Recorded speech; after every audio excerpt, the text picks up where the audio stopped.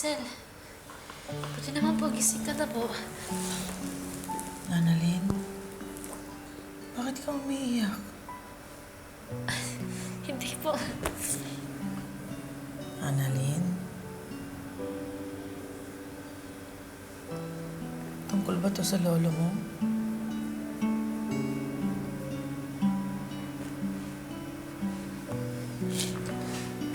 Tsaka, nag-iilit din po kasi ako kasi wala po ako sa tabi ni nanay nung nasa panganib po siya.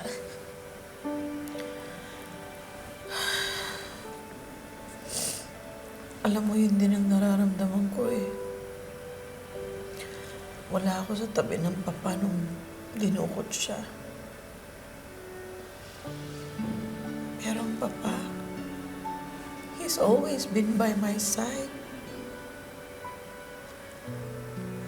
Kahit anong time na naglaya si Obeng, there was a time na gusto ko na rin umalis. Kasi nga sobrang stricto ng papa, matigas, masungit. Masyado siyang perfectionist. At kung meron siyang naisip, kung ano yung naisip niya, yun ang ipipilit niya. Pero ngayon ko na-realize na marirealize mo lang pala at mararamdaman mo ang importansya ng isang tao kapag wala na siya. Ganon din nung wala yung anak ko. Too late na nung na-realize ko na sana hindi ko siya ipinamigay. Tita Giselle, babalik po si Lolo sa atin.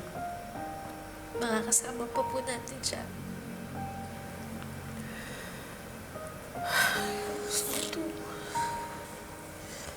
Pasensya ka na, Annalyn, ha? Iningi ko sa mami mo na bantayan mo ako. Wala po yun. Kasi naman, kung buhay pa sana yung anak ko, di sana may mga kasama ako dito. Hindi ako nag-iisa. Thank you.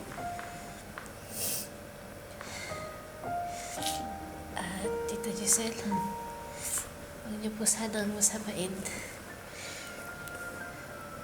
Pero ano po bang nangyari po dun sa tatay po na anak po ninyo? Nasaan na po ba siya? Annalyn, it's a long story. Wala na rin akong balita sa kanya eh.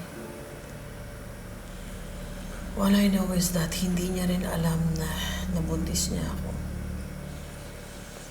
Kasi hindi na rin ako nagpakita sa kanya simula nung nalaman kong buntis ako. Itinago ko sa kanya ang lahat. Alam mo kasi, nung time na yun lang yung naisip kong paraan para may pagpatuloy ko yung pangarap ko para sa sarili ko. I wasn't ready to give up my dreams for him, nor for our baby. Kaya nung mga anak ako, pinamigay ko yung anak ko.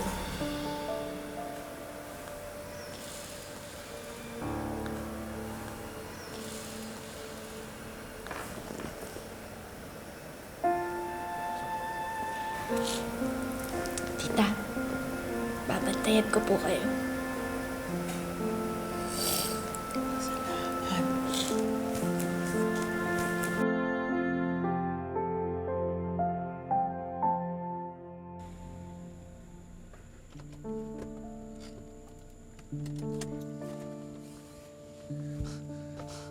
Nasaan si Zoe? Magandang gabi, Doc. Doc, sensya na. Hanggang dito na lang kayo. Si Zoe nasaan? Kailangan ko siyang magamot. Bawal ho kayo sa loob eh. Baka makita kayo ng matandang tanyag. Dax, kapkapan mo na nga yan. Kailangan pa talagang gawin yan? Siyempre, Dok. Mahirap na. Hindi namin alam kung ano nasa utak mo. Carlos! No, Carlos.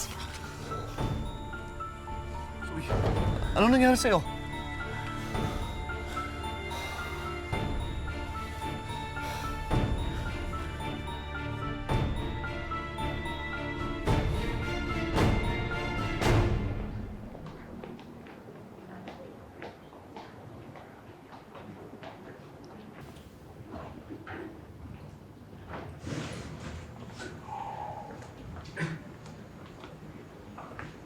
Tay.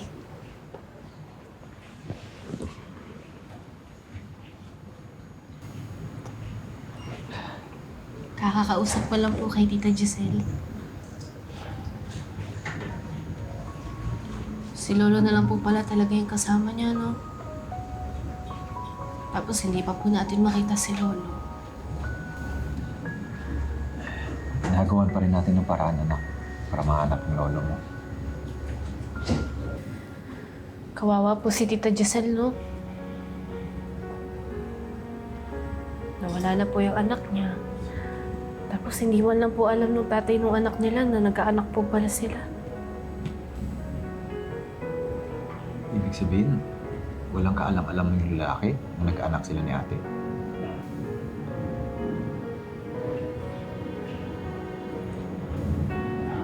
Siguro kung nalaman niya na nagkaanak sila ni ate, malamang masaya siya.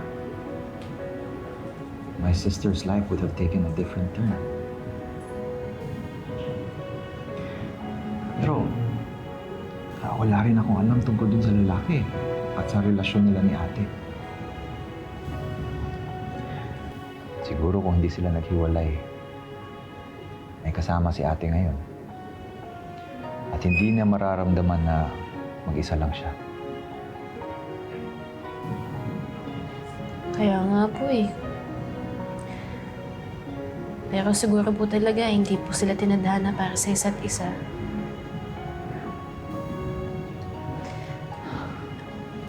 Alam mo, Tay, ikaw na lang po talaga tsak si Lolo yung kasama ni Tita Giselle. Kaya huwag niyo po siyang papabayaan na. Huwag niyo po siyang iiwan. Pangako, anak, hindi ko iiwan si Tita Giselle. At hindi rin kita iiwan.